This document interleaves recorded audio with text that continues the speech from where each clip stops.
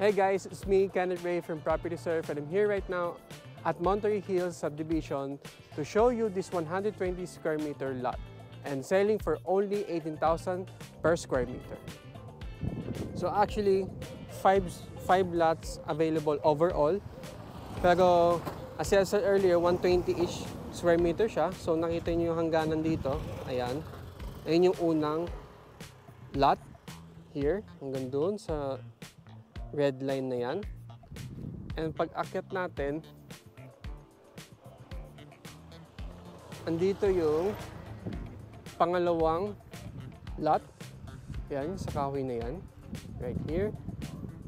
And susunod is the third lot. Ito, yung, I don't know if kita nyo parang bote. Ayan. So, ganyan siya. And the fourth lot is here. Again, yung may palatandaan dyan. Kita nyo yung color yellow na can. Ayan. And the last lot here on this side. So, ayan, hanggang dyan siya sa wooden stick na yan. So, overall, 5 lots siya.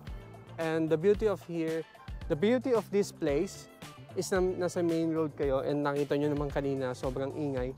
Dahil daanan talaga siya ng pababa dito, papuntang Marikina, and paakyat dito, papuntang Montalban. So, if you're a commuter also, dito din dadaan yung jeep pababa ng Metro Manila, papuntang Cubao. So, easy access ka sa transportation. And also, to show you from the drone aerial shot, na makikita nyo dito yung buong lot and medyo pa-slope up siya. And yung wall sa likod is the Woodland Hills Subdivision. And makikita nyo naman na walang masyadong bahay sa likod ng lote. So, you have this beautiful city view. Ayan. So, bagay na bagay lalo na if you're planning to build a townhouse units or residential house for you.